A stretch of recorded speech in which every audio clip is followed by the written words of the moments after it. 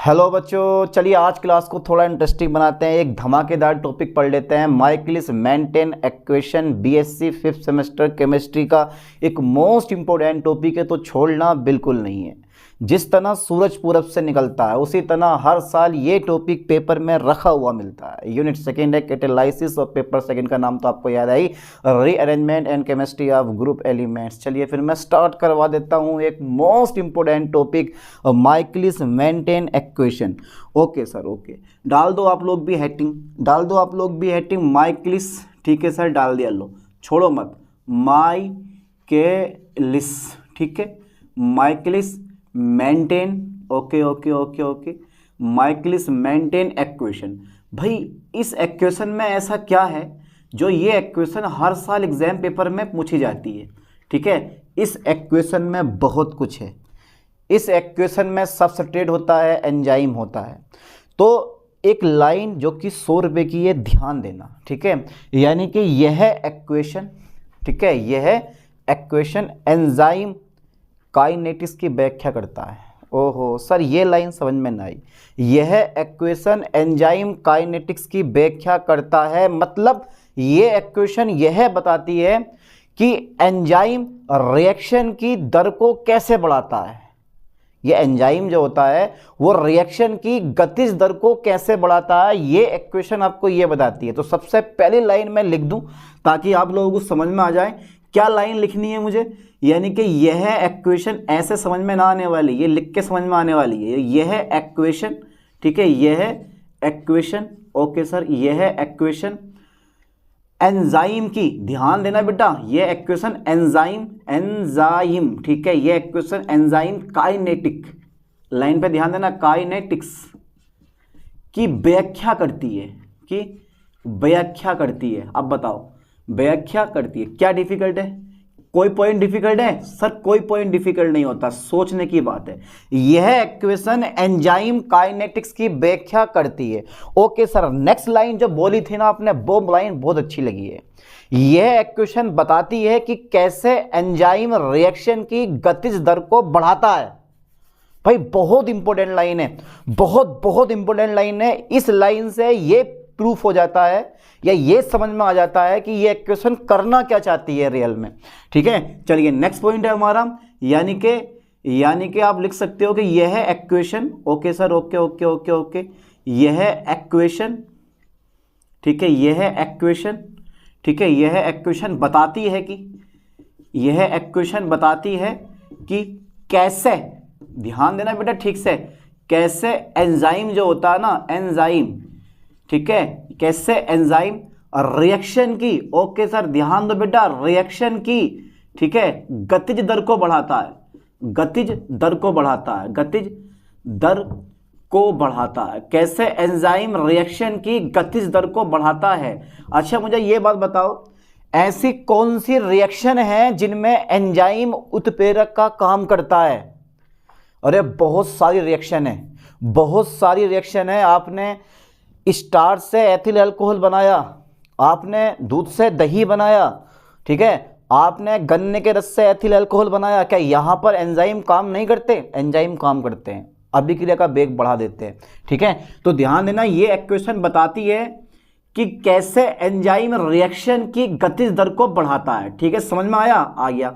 अच्छा, ये equation one substrate, यह equation one substrate and one product के लिए एप्लीकेबल होती है, ये ध्यान देना, यानी कि एक पदार्थ और एक उत्पाद के लिए उपयोगी होती है। ठीक है, लाइन पे ध्यान दो।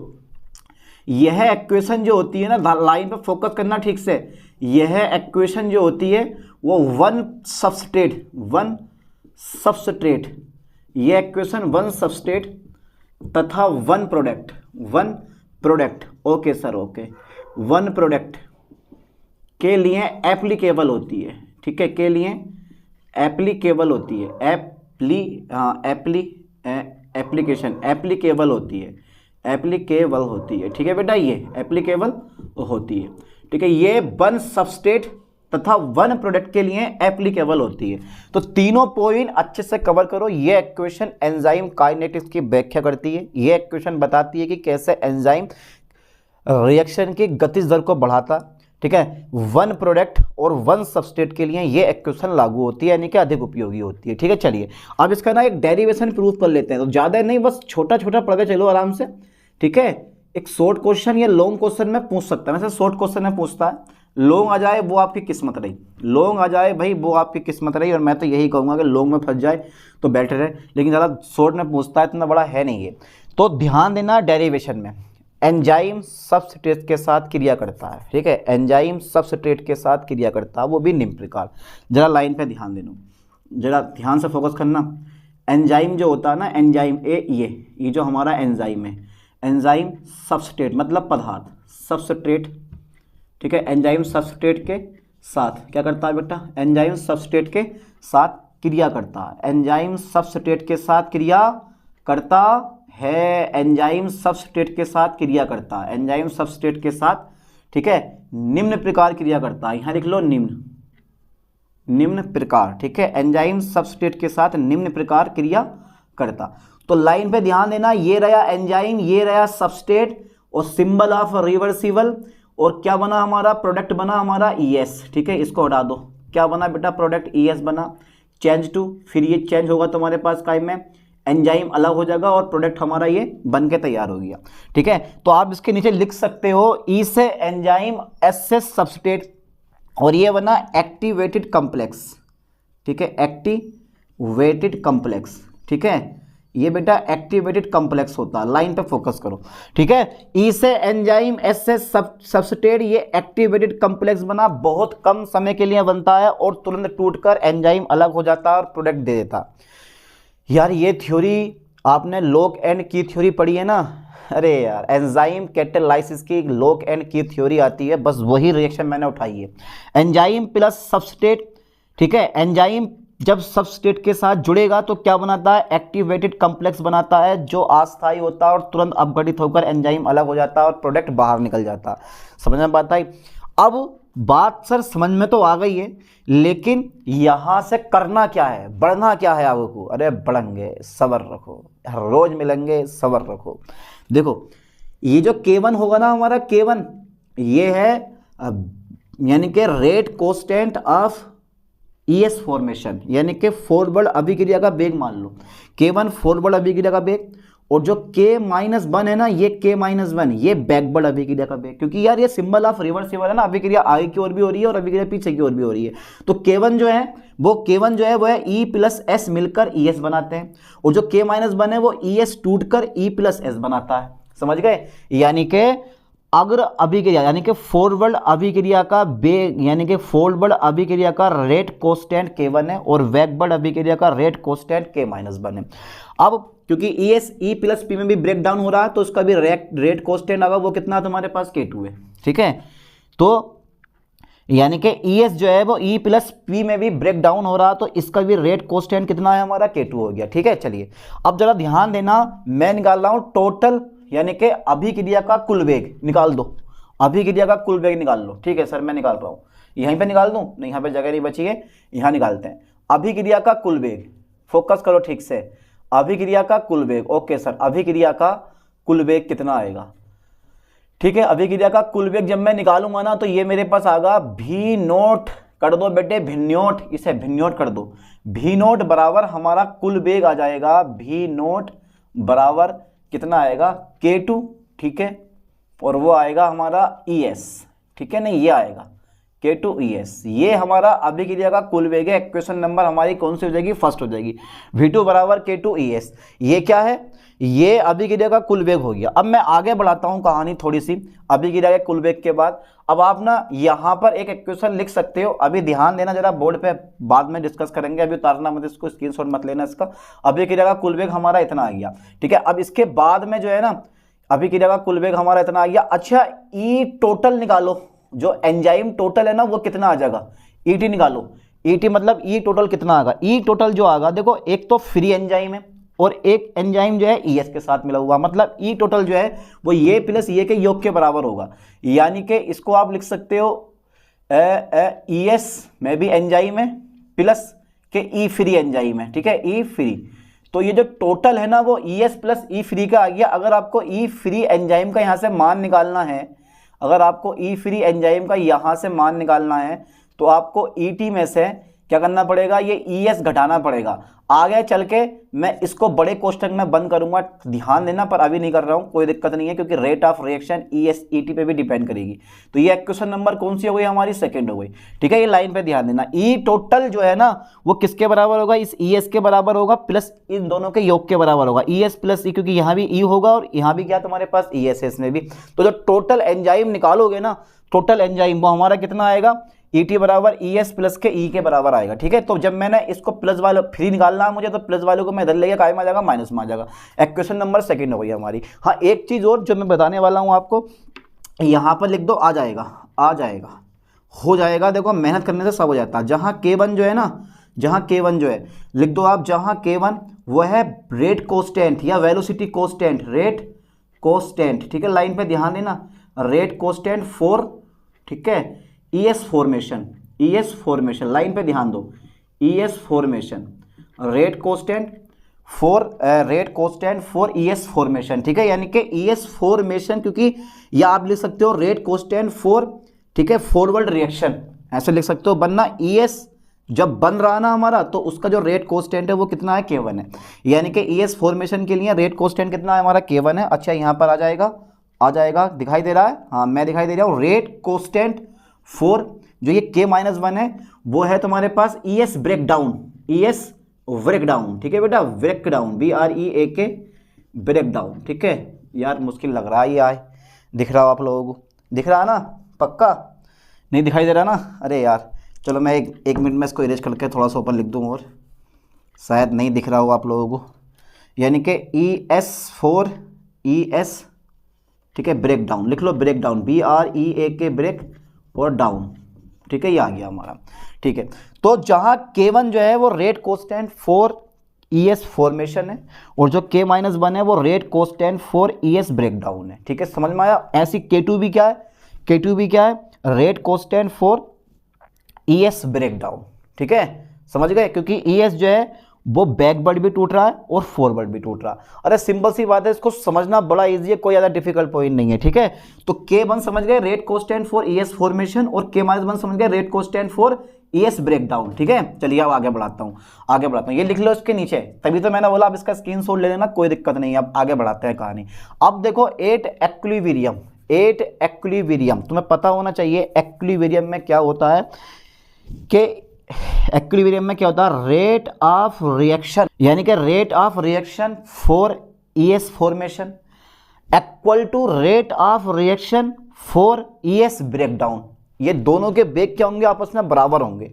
यानी कि ईएस बनने का बेग और ईएस टूटने का बेग दोनों कैसे होंगे, बराबर होंगे। कौन सी फॉर्म में, एट एक्विलिब्रियम, साम्य अवस्था में। ठीक है, चलिए इस चीज को भी लिख दो, एट एक्विलिब्रियम। ठीक है बेटा, लाइन पे ध्यान देना, एक्विलिब्रियम। ठीक है, एट एक्विलिब्रियम। ठीक है बेटा, चलिए तो rate of, okay sir, rate of reaction, REACTION, rate of reaction for, ठीक है, ES formation, ES formation, okay sir, ES formation equal to, ठीक है, इक्वल टू रेट ऑफ, ठीक है, रिएक्शन, रेट ऑफ रिएक्शन, ठीक है, for ES breakdown, ES breakdown. इसको bracket में बंद कर दो, चलो रहना तो यार, ब्रैकेट में बंद कर दो, चलो इसको ई ऐसे करके, ईएस ब्रेकडाउन। ठीक है, ईएस ब्रेकडाउन। ठीक है sir, ES breakdown, okay okay, BREAK breakdown, ये आ गया हमारा। ठीक है, rate of reaction for ES formation equal to rate of reaction for ES breakdown. ठीक है, यानी कि ईएस बनने के लिए अभिक्रिया का वेग और ईएस टूटने के लिए अभिक्रिया का वेग, इसको हिंदी में लिखा जाता है, पर कोई दिक्कत नहीं है, एक छोटी सी इक्वेशन है, इंग्लिश में लिख लोगे तो कोई परेशानी पड़ जाएगी, तो इंग्लिश में लिख लो इस चीज को। ठीक है सर, लिख लिया, ओके, आगे बढ़ाओ। अब आगे बढ़ाओ, अब जरा ध्यान देना, rate of reaction for ES formation. तो ध्यान देना, ईएस फॉर्मेशन कौन बनाएगा, E + S मिलकर ईएस बनाएंगे। इसका मतलब है अभिक्रिया का वेग इस पर डिपेंड करेगा, है ना। तो मैं यहाँ लिख दे रहा हूँ कि K1, ठीक है, ब्रैकेट में लो E, ठीक है, फिर ब्रैकेट में लो S, ठीक है, इक्वल टू, ठीक है। अरे यहाँ पे वेग नियम लगा दिया जाता है यार, या फिर आप बोल सकते हो यहाँ पे द्रव्य अनुपाती क्रिया का नियम पढ़ा है ना आपने। अरे यार, मास एक्शन लॉ नहीं पढ़ा, अरे तुम्हारा भला कुछ तो पढ़ा होता।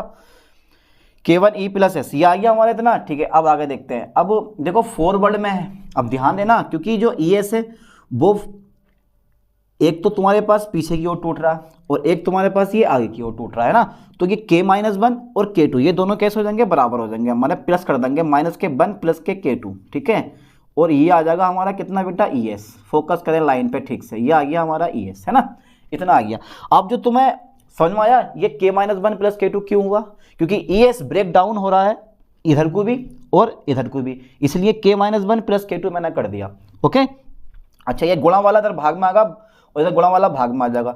कुल मिला के बात यह है कि मैं इसको ऐसे लिख लूंगा, ठीक है, यानी कि कंसंट्रेशन ऑफ ई और कंसंट्रेशन ऑफ एस, ये बड़ा ब्रैकेट यहाँ कंसंट्रेशन शो करता है और ये बटे में आ जाएगा हमारा कितना, ई एस। अब ये जो K1 है ये गुणा वाला इधर काय पहुंच जाएगा, भाग में पहुंच जाएगा, K-1 प्लस K2, ठीक है, ये भाग में पहुंचा और ये आ गया हमारा कितना बेटा, K1, ठीक है, ओके। ये ऐसा हो गया हमारा, हो गया नहीं हो गया, अच्छा ठीक है। अब ये चीज़ जो तुम देख रहे हो ना, ये वाली चीज़, इस पर तुम्हें ध्यान देना, ये वाली चीज़ ये किसी चीज़ के बराबर है, ये किस चीज़ के बराबर है वो भी अभी हम देखेंगे। इसे ऐसे लिख लो ई और इसको ऐसे लिखो और बड़े कोष्टक में हमारा क्या आ जाएगा तुम्हारे पास, ई एस, ये ऐसे रह जाएगा, बराबर के हमारे आ जाएगा ये के एम, ठीक है, के एम आ गया। अब जहाँ पर के एम जो है ना ये है माइकलिस कांस्टेंट, जहाँ के एम क्या चीज़ है, माइकलिस कांस्टेंट। पहले यहाँ तक जल्दी फास्टली स्क्रीनशॉट ले लो, ले लिया, ठीक है, ओके सर, ओके, ले लिया स्क्रीनशॉट। अब आगे करवाओ, आप आगे करवा दें, ठीक है, आगे करवा दो सर, लो भैया मैंने आगे करवा दिया, कोई दिक्कत नहीं है। अरे बड़ा इजी है, बस इक्वेशन फर्स्ट पे और सेकंड पे आपको ध्यान देना है, इक्वेशन फर्स्ट और सेकंड पे आपको ध्यान देना है। अगर आपने इक्वेशन फर्स्ट और सेकंड पे ध्यान नहीं दिया तो ये डेरिवेशन आप प्रूफ नहीं कर पाओगे। और यार ये पेपर में हर साल आती भी है और होती भी बड़ी इजी है, बिल्कुल सिंपल सी नन्हे मुन्ने बच्चों वाली इक्वेशन जिसको आप बड़ी आसानी से कर लोगे, ठीक है, ओके सर, ओके। पेपर है बेटा, आने वाला पेपर है आपका, मैं तो चाहता हूँ कि यार अच्छे से अच्छे मार्क्स आए, परसेंटेज बन जाए, आगे फ़ायदा रहता है। चलिए, तो जहाँ के एम क्या चीज़ है, जहाँ के एम जो है ना वह है माइकलिस कांस्टेंट, क्या बेटा, ये माइकलिस, ओके, जहाँ के एम क्या, माइकलिस कांस्टेंट, ठीक है, यहाँ के एम क्या है, माइकलिस कांस्टेंट है, ये इसको ठीक से याद करो, के एम क्या चीज़ है, माइकलिस कांस्टेंट हो गया, है ना। अब मैं क्या करूँगा, अब मैं क्या करने वाला हूँ, इस इक्वेशन में ना देखो समीकरण 2 से ई का मान लगा दो, जो ये ई फ्री मैंने निकाला है ना, इस ई फ्री का मान यहाँ लगा दो, समीकरण 2 से, समीकरण 2 से, ठीक है, लाइन पे फोकस करना। चलो समीकरण 2 से क्या करने वाले हो सर, ई फ्री का मान उठा के मुझे यहाँ ई की जगह लगा देना है। चलिए लगाता हूँ मैं, ये बड़ा कोष्टक ले लो, कोई दिक्कत नहीं है, E T, okay okay, minus के ये सांद्रता, ये बड़ा कोष्टक हमारा आ गया और बाहर क्या है हमारा, एस हैगा, ठीक है, और बटे में क्या है हमारा भैया, ई एस हैगा, ठीक है, ये ई एस हैगा, बराबर कितना हो गया हमारा, के एम हो गया इतना।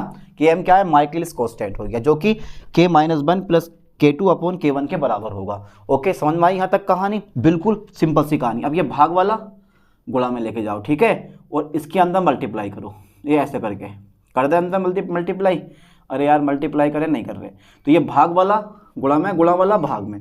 कुल मिला के बात ये है कि मैं यहाँ पे ई टी की भी अब कंसंट्रेशन ले लूँगा, ठीक है, और प्लस माइनस इस ई एस की भी मैं क्या लूँगा, यहाँ पे कंसंट्रेशन ले लूँगा, और ये पहुँच जाएगा मेरे पास के एम, ओके सर, के एम, और ये गुणा में आ जाएगा ई एस के, और बटे में आ जाएगा हमारा एस आ जाएगा। अरे यार थर्ड ईयर में आप लोग इतना समझ गए होंगे, भाग वाला गुणा में, गुणा वाला भाग में। अच्छा, ये माइनस का आप देख रहे हैं, इधर क्या पहुँचेगा, प्लस में पहुँच जाएगा, ठीक है। तो ई टी जो है ना हमारा, ई टी वो हमारा आ जाएगा कितना, के एम, चलो ये ई एस आ गया हमारा, ठीक है, और बटे में कितना है हमारा, एस हैगा, ठीक है। अरे बड़ा सिंपल सा है, प्लस के कितना आ जाएगा हमारा, ई एस आ जाएगा। लो ये आ गया हमारा, यहाँ तक क्लियर हुआ आपका। अब क्या करने वाले हैं सर, अब बहुत कुछ करने वाले हैं, अब मज़ा आने वाला। अब मज़ा कैसा आएगा वो भी हम चेक कर लेंगे।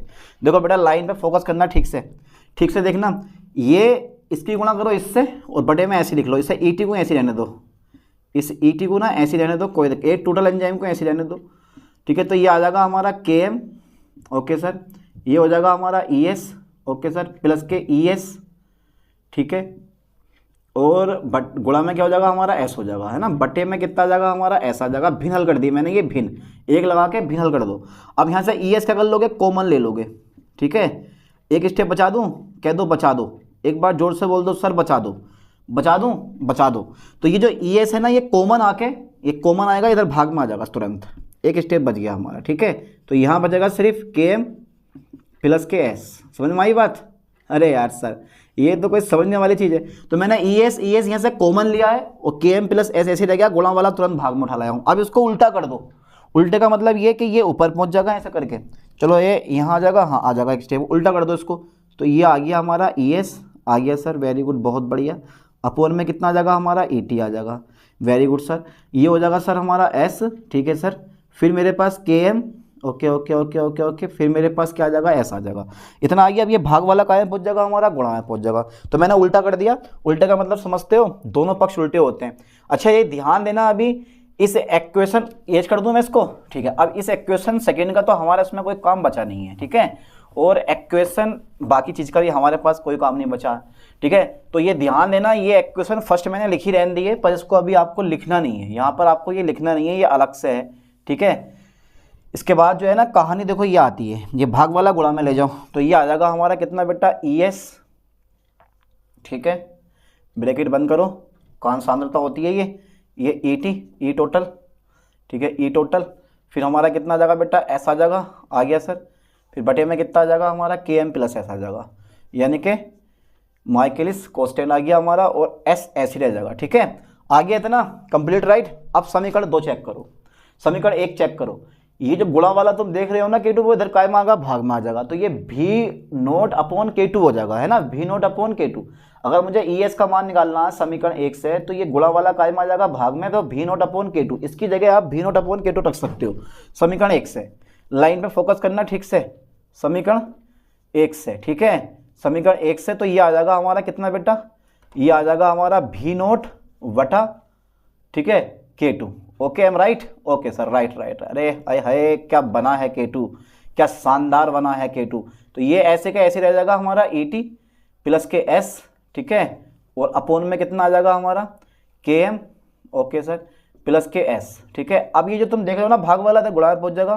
तो जो टोटल वेग है हमारा वो आ जाएगा K2, okay okay okay okay okay, E T, okay sir. और ये आ जाएगा हमारा कितना बेटा, एस के बराबर आ जाएगा। बटे में कितना आ जाएगा हमारा, के एम प्लस के कितना आ जाएगा हमारा, एस आ जाएगा, ठीक है। अब एक चीज़ और, तुम जो ये देख रहे हो ना, ये जो हैगा ये इतना स्टेप, इसको बोलते हैं हम भी मैक्सिमम, यानी कि अभिक्रिया का अधिकतम वेग। ध्यान देना, इसकी जगह मैं लगा सकता हूँ भी नोट बराबर भी मैक्सिमम, ठीक है। ये मैंने यहाँ लगा दिया भी मैक्सिमम, और ये रह जाएगा हमारा कितना बेटा, एस।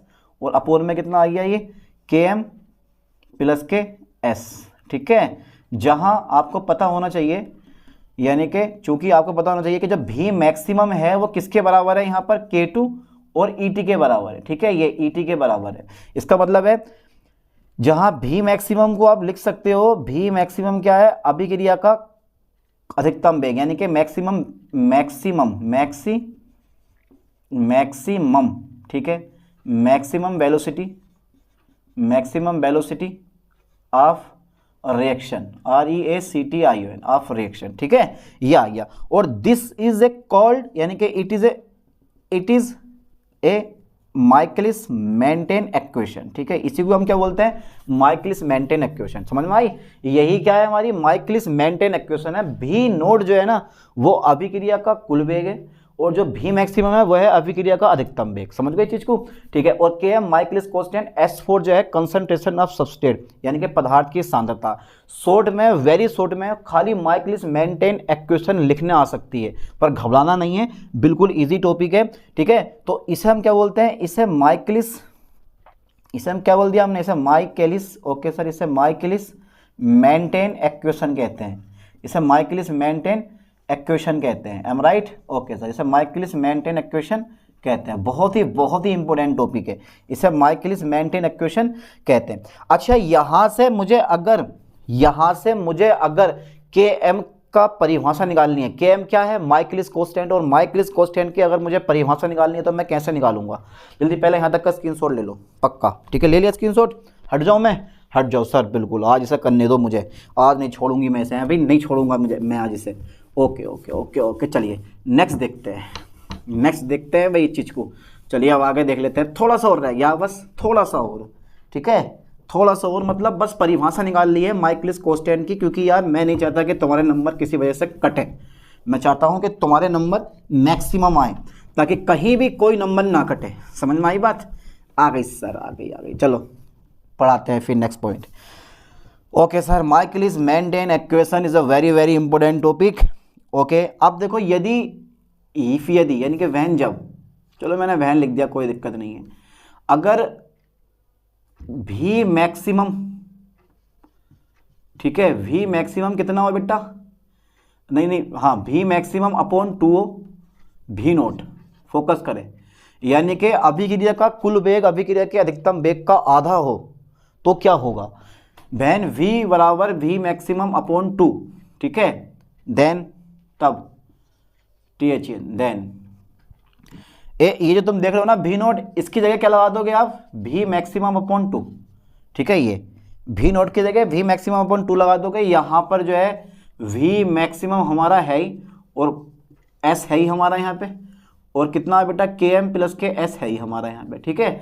अब देखो v मैक्सिमम से v मैक्सिमम कट गया, भाग वाला गुणा में, गुणा वाला भाग में आ जाएगा, देखिए भाग वाला गुणा में, और ये भाग वाला इधर भी गुणा में लेके जाओ, इस टाइप से ये km प्लस के s लेके जाओ, और उधर रह जाएगा मेरे पास कितना 2s, ठीक है। अब ये प्लस वाला था कहाँ पहुँच जाएगा, माइनस में पहुँच जाएगा, तो km बराबर हो जाएगा 2s माइनस के s, ठीक है। अब km जो है ना 2s में से घटा दो s, तो ये यहाँ पे क्या आ जाएगा हमारा s। तो ये चीज़ देख रहे हो आप, ये चीज़ देख रहे हो, यानी कि माइकलिस कांस्टेंट जो होता है वो रेट ऑफ, यानी कि माइकलिस कांस्टेंट जो होता है वो कंसंट्रेशन ऑफ सबस्ट्रेट के बराबर होता है। पर कब बराबर होता है, जब, कब बराबर होता है जल्दी बताओ, जब अभिक्रिया का कुल वेग जो होता है वो अभिक्रिया के अधिकतम वेग का आधा होता है, ठीक है, तब बराबर होता है। यानी कि Michaelis constant, Michaelis constant, line पे फोकस करो, माइकलिस कांस्टेंट जो होता है वो, ठीक है, यानी कि रेट ऑफ, नहीं no no no no no, concentration, concentration of substrate, concentration of substrate, ठीक है, यानी कि Michaelis constant concentration of substrate के बराबर होता है, बराबर होता है, ठीक है। कब बराबर होता है, जब भी मैक्सिमम अपॉन 2 हो, यानी कि जब भी नोड जो होता है, गलत हो गया, जब भी नोड जो होता है वो भी मैक्सिमम अपॉन 2 के बराबर होता है, ठीक है बेटा, ये बराबर होता है, ठीक है। यानी कि माइकलिस कांस्टेंट जो होता है वो कंसंट्रेशन ऑफ सबस्ट्रेट के बराबर होता है जब भी नोड जो होता है वो भी मैक्सिमम अपॉन 2 के बराबर होता है। बस दैट्स ऑल। ये थी माइकलिस मेंटेन इक्वेशन चैप्टर, यानी कि यूनिट सेकंड कैटालाइसिस का एक मोस्ट इंपॉर्टेंट टॉपिक, और ये यूनिट का ही नहीं, ये पूरी बुक का सबसे इंपॉर्टेंट टॉपिक है। किसी भी साल का पेपर उठा कर देख लो, हर साल इस टॉपिक को पूछा गया, इसलिए इस टॉपिक को मैंने पढ़ाया है, तो अच्छे से कवर करके जाओ। आई होप कि ये पेपर में रखा हुआ मिलेगा। चलिए मिलते हैं नेक्स्ट वीडियो में नेक्स्ट लेक्चर के साथ। थैंक्स।